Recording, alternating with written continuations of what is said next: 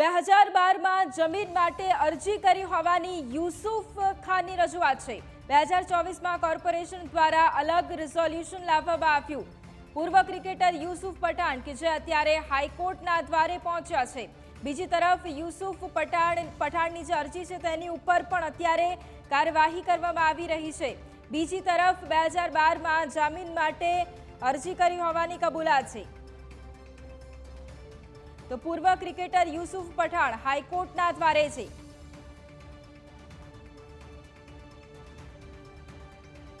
तो भूतपूर्व क्रिकेटर अने टीएमसी सांसद युसुफ पठाणे हाईकोर्टना द्वार खटखटाव्या छे। वडोदरामां विवादित जमीन मामले हाईकोर्टमां अरजी करी छे। 2012 मां जमीन माटे अरजी करी होवानी युसुफ पठाणनी रजूआत छे। 2014 मां कोर्पोरेशन द्वारा अलग रिजोल्यूशन लाववामां आव्युं होवानी पण युसुफ पठाणनी रजूआत छे। 10 वर्ष सुधी तमे केम कई न कर्युं तेवुं हाईकोर्टे कह्युं छे। हालमां ज लोकसभा चूंटणीना परिणाम आव्या छे तेवुं युसुफ पठाणे कह्युं छे।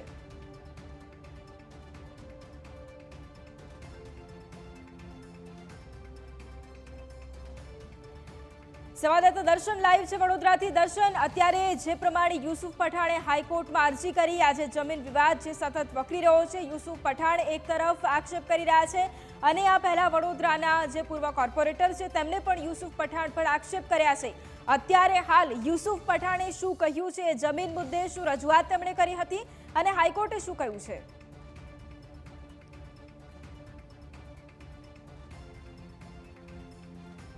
बात करवामां आवे तो आ जे समग्र मामलो छे ते वर्ष 2012 नो जे आ मामलो छे के जेनी अंदर युसुफ पठाणे पोताना जे मकान छे, दृश्यो बतावीशुं। मकान युसुफ पठाणनुं आ मकान छे, मकाननी बिलकुल बाजुमां युसुफ पठाणे एक जे कोर्पोरेशननो प्लॉट हतो तेनी मांग करी हती अने कोर्पोरेशननी सामान्य सभानी अंदर आ प्लॉट युसुफ पठाणने आपवा माटे सर्वानुमते मंजूरी पण आपवामां आवी हती। परंतु वर्ष 2014 ની અંદર જ્યારે શહેરી વિકાસ મંત્રાલય દ્વારા આ જે પ્લોટ આપવામાં આવ્યો હતો તેના પર રોક લગાવવામાં આવી હતી, એટલે કે પ્લોટ આપવાની મનાઈ ફરમાવવામાં આવી હતી। ત્યારે 2014 થી 2024 સુધી આ પ્લોટનો ઉપયોગ યુસુફ પઠાણ દ્વારા કરવામાં આવ્યો હતો અને ત્યાં આગળ તેમને તબેલો બાંધ્યો હોય તેવો આક્ષેપ પણ પૂર્વ કોર્પોરેટર દ્વારા લગાવવામાં આવ્યો હતો અને જે બાદ સમગ્ર મામલો મ્યુનિસિપલ કચેરીએ પહોંચ્યો હતો અને મ્યુનિસિપલ કચેરી આ મામલો પહોંચતા જે કમિશનર છે અને સ્ટેન્ડિંગ ચેરમેન છે તેમના દ્વારા યુસુફ પઠાણને નોટિસ પણ આપવામાં આવી હતી અને 15 દિવસની અંદર જો આ પ્લોટ ખાલી ન કરે તો કાર્યવાહી કરવાની પણ તેમાં વાત કરવામાં આવી હતી। જે બાદ યુસુફ પઠાણ હવે આ સમગ્ર મામલે તેઓ હાઈકોર્ટ પહોંચ્યા છે અને હાઈકોર્ટમાં તેમને રજૂઆત કરી છે કે ટીએમસીમાંથી હું અન્ય પક્ષમાંથી ચૂંટણી જીત્યો છું, એટલે આ એક કાવતરાના ભાગરૂપે આ પ્રકારે મને હેરાન કરવામાં આવી રહ્યો છે। તો બીજી તરફ હાઈકોર્ટ દ્વારા પણ એવું કહેવામાં આવ્યું છે કે કોર્પોરેશન આટલા 10 વર્ષથી શું કરી રહ્યું હતું। તો મહત્વની વાત છે કે જે પ્રકારે 2012નો આ સમગ્ર મામલો છે અને હાલ 2024નું વર્ષ ચાલી રહ્યું છે, ત્યારે હવે કોર્પોરેશન દ્વારા જે નોટિસ આપવામાં આવી અને જે આ પ્લોટ છે તે ખાલી કરવાની પણ વાત કરવામાં આવી હતી અને હવે યુસુફ પઠાણ જે છે તેઓ હાઈકોર્ટ પહોંચ્યા છે। જી વૈભવી। બિલકુલ, સાથે જ દર્શન, આ પહેલા પણ અત્યારે હાલ તો અરજી કરી અને ત્યારબાદ હાઈકોર્ટે સરકારને પણ સવાલ પૂછ્યો છે, પરંતુ આ પહેલા એટલે કે જ્યારથી આ વિવાદ શરૂ થયો, જે ભૂતપૂર્વ કોર્પોરેટર છે વડોદરાના, એમની સાથે પણ આપની વાતચીત થઈ હતી, આપે તેમને સવાલો પણ કર્યા હતા। તમારી જ્યારે એમની સાથે વાતચીત થઈ હતી ત્યારે તેમણે પણ શું કહ્યું હતું આ મુદ્દે, કારણ કે ત્યાંથી જ આ વિવાદ શરૂ થયો છે?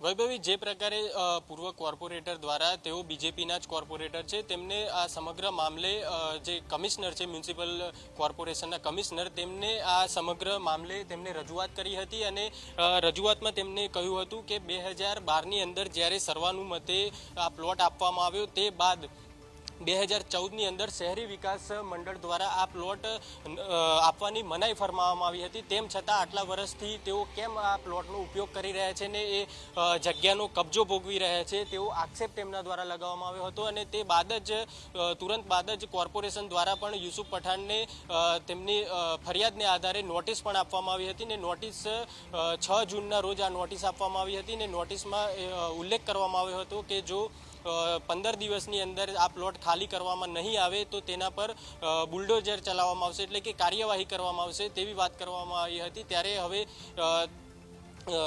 નોટિસ મળ્યા બાદ યુસુફ પઠાણ સમગ્ર મામલે ગુજરાત હાઈકોર્ટના દ્વારે પહોંચ્યા છે અને ત્યાં આગળ પોતાની જે રજૂઆત છે તે કરી રહ્યા છે કે આટલા વર્ષથી આ પ્લોટ તેઓ જ યુઝ કરી રહ્યા હતા અને હવે તેઓ અન્ય પક્ષમાંથી ચૂંટણી લડ્યા છે, તેને લીધે ક્યાંક તેમને હેરાન કરવામાં આવી રહ્યા હોય તેવો આરોપ તેમના દ્વારા લગાવવામાં આવી રહ્યો છે. વૈભવી. બિલકુલ આભાર દર્શન તમામ જાણકારી માટે.